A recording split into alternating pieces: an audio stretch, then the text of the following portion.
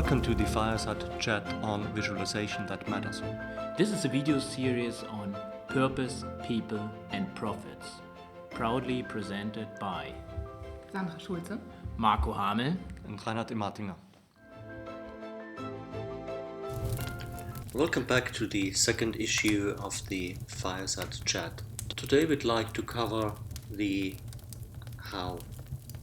The most important tools we need in order to draw, sketch and write with classic media like flipchart or whiteboard, and to sketch with media like iPad and apps and tools like Paper by 53.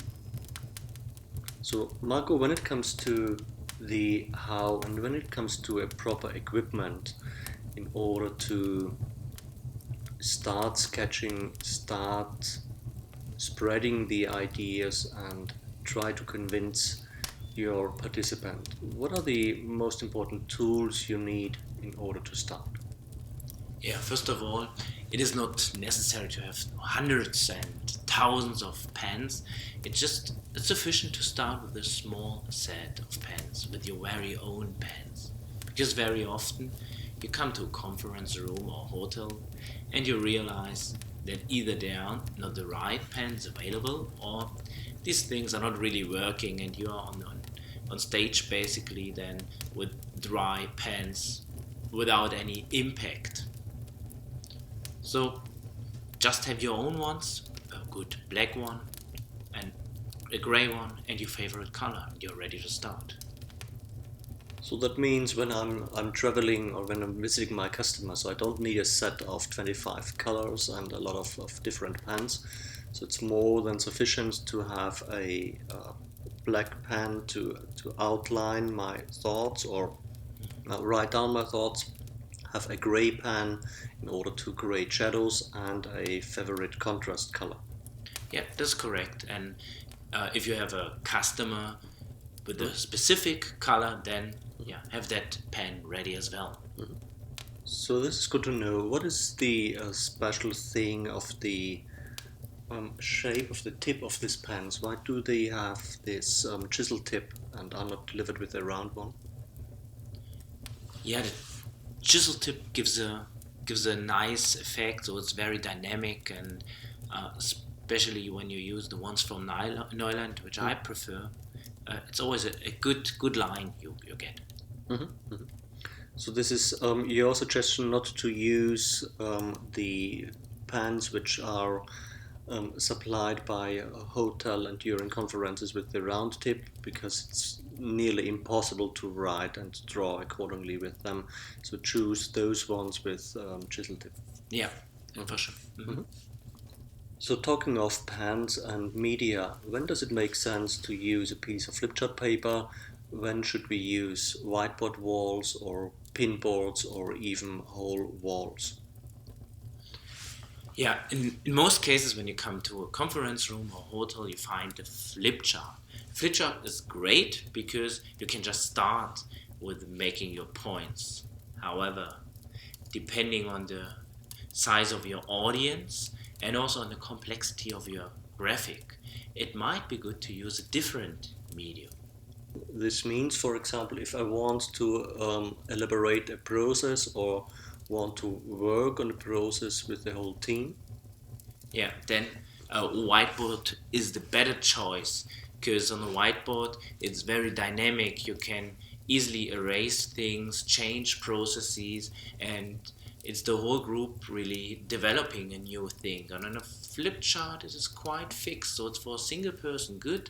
Mm-hmm. However, a team on the whiteboard is very fast, very effective, and has a big screen or big area to work on. Mm-hmm.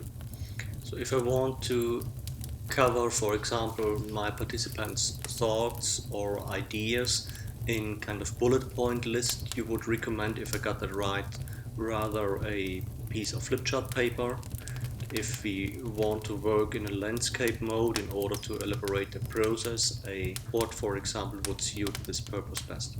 Yeah, that's right. And it's also often people hesitate to change an existing graphic or visualization. And on a whiteboard this is quite easy because it's not fixed, it's not perfect, it lives from the moment or uses the moment. So in both cases, I guess the name of the game is to develop ideas in a team, to show what's going on, to show the audience or your counterpart that you're capturing their or his or her thoughts. And then there is another medium which I like to use in group situations, and this is the pinboard. Because you have this nice landscape mode and you have paper to work on, so it is very natural for people to work on paper, and that's why I use the pinboard with 2 flip charts sticking on it. So I guess the pens we need for those are similar. Yeah, that's right. So just when buying, you check having the right ink and everything is fine, and you can just start using it. So I guess the ideas have, as we were discussing, a small set of colors, which is black, which is gray for applying shadows, and for example, your customer's most beloved color, and off you go. Right, and there's one nice thing what I love to use on a whiteboard is you can erase things. So if you have big areas and you use one pen, just filling it, and then you can use maybe an empty pen, so it's kind of a demo pen, and erase small things. So having a kind of a word in an area or just drawn down.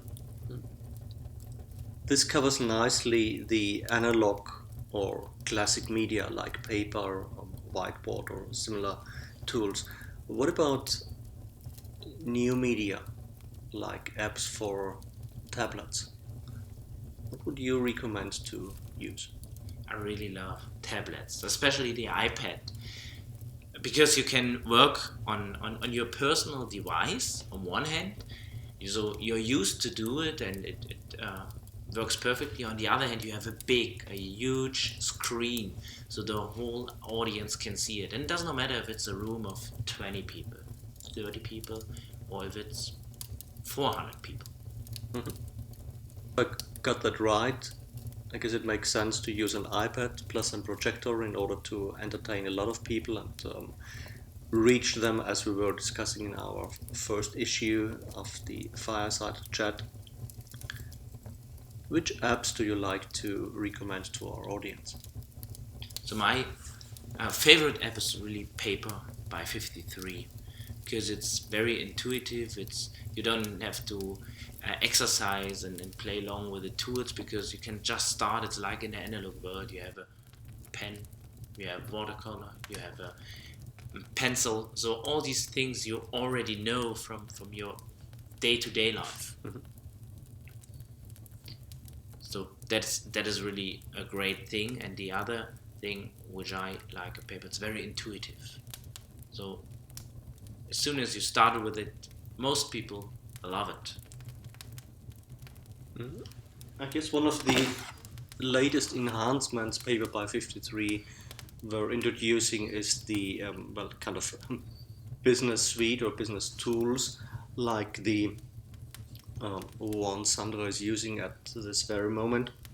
So it's easy to draw boxes, to draw forms like circles, triangles, squares, and so on, in order to illustrate very fast in a neat way what your point is. Yes,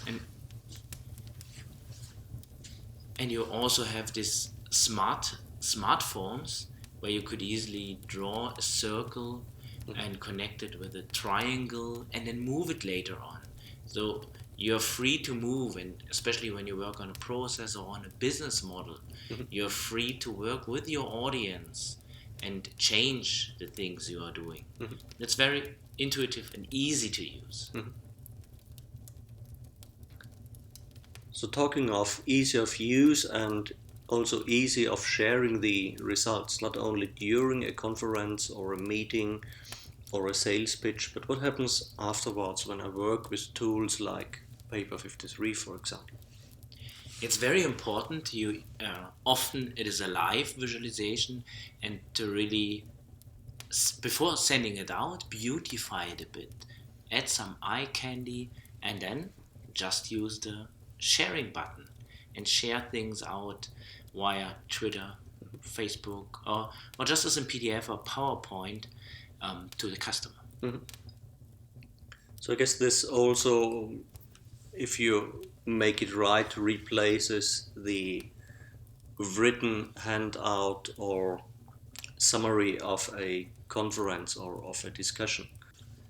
So talking of media and apps, the next question would be what to draw. What if I'm not so confident in sketching out my thoughts or my ideas and sharing them with my audience? Someone in the past in school told them you can't draw. And that's why they draw like a 4-year-old boy, like that. A stick figure. A stick figure is okay, but it's not good enough in business context. And it's so easy to have a better result. The few life hacks we will show you now. So starting with the head, drawing a shoulder line, drawing the legs,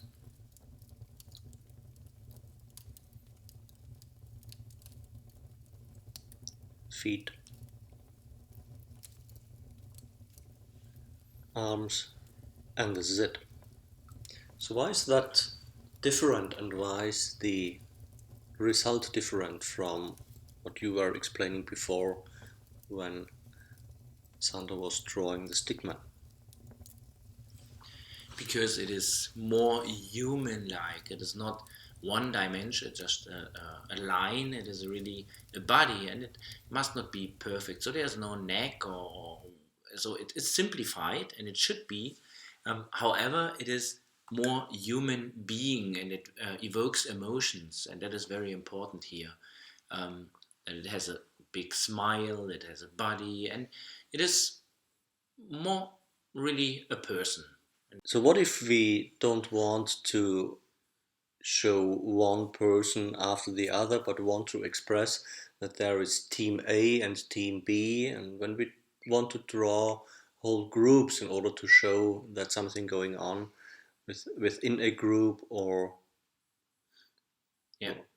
Also, that is quite easy. So we use the rule of three. So combining three figures, three persons, three people, also very simplified, and they represent a group. And just by adding some word, you define it. So you stick a something on it and say this is group number 1, B, C, and this makes it group number 1, B or C. Mhm. And you see the smile is important. So it really gives a emotion. So the group transports an emotion. when I want to write as fast as possible and as clear and readable as possible, what would you recommend? Yeah, first of all, use a good pen, Mhm. and then draw line by line. So if you, for example, draw an A, so put it together from its single parts, Mhm. and this makes it very clear and very solid, and you give a big impression into the letters. And as you can see, you can easily change Mhm. change the pen, and you have a different meaning and a different expression of your characters.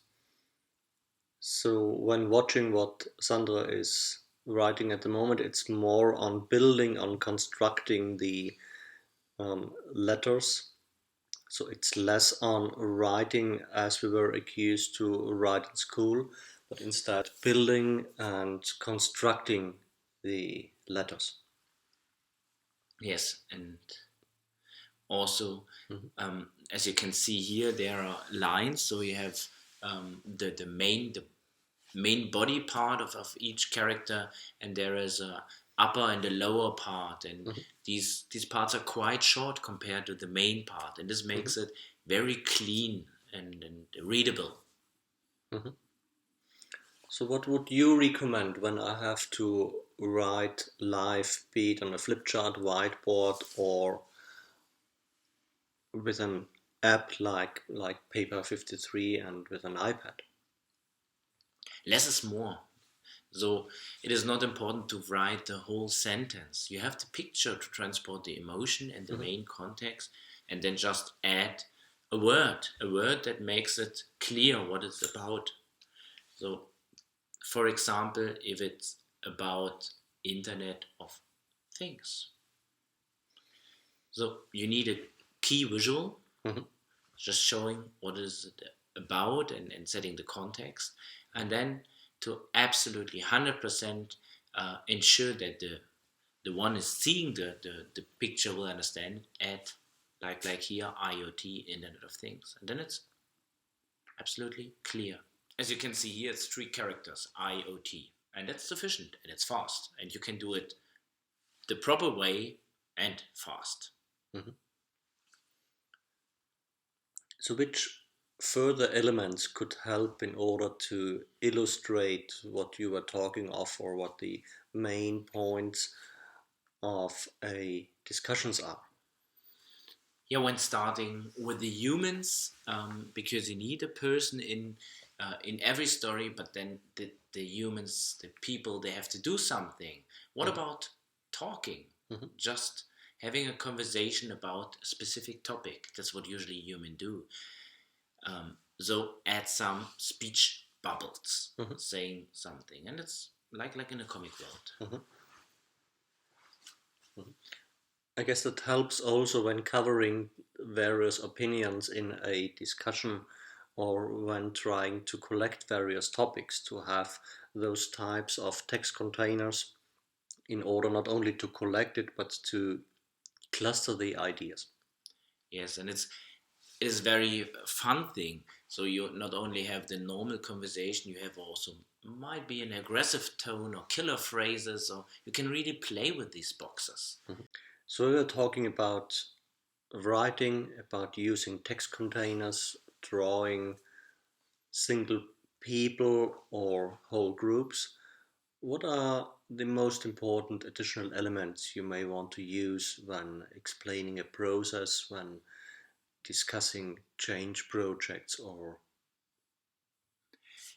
Yeah, often it starts with a customer situation. So you talk about a business or a manufacturing unit, and also about things that happening in that unit. So a customer might communicate using iPads, for example. So they have an iPad and they share an idea, and maybe they control a whole manufacturing unit. So everything is possible.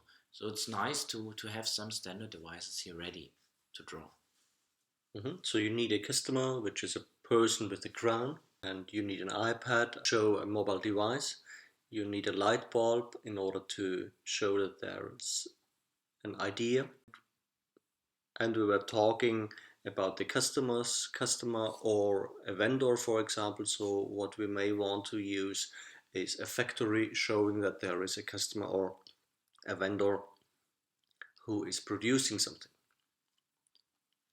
Yeah, and it's also very nice when it comes to business processes to talk about purchasing, so having a shopping cart ready or something.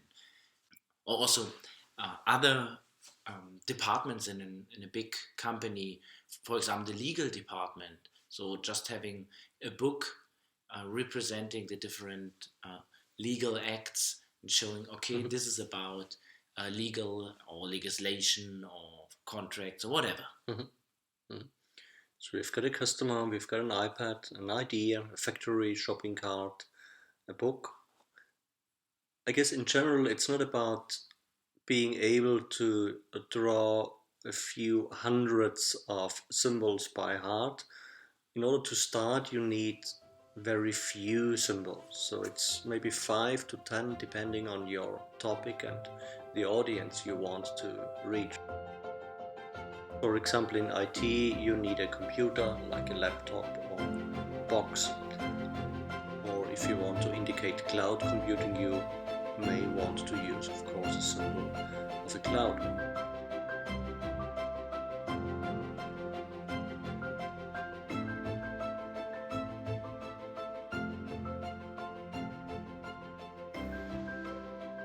So when talking of business models, for example, it makes sense to show various channels through which I reach my customer.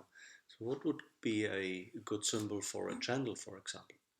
Yeah, channel could be just a truck on a road, on different roads, just to represent the moving part.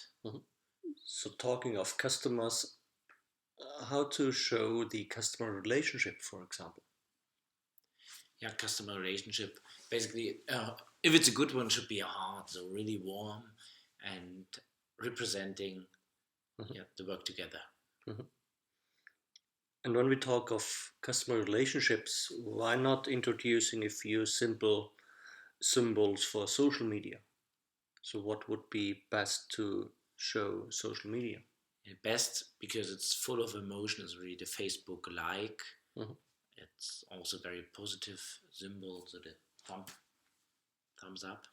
An easy one is also the LinkedIn symbol, so just the blue IN is international known and shows business.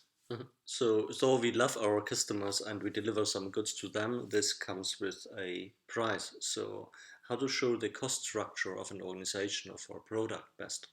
The easiest way is just adding a price tag, maybe the number, the price, and then it's very, very clear for anyone that this is related to the product and the cost structure.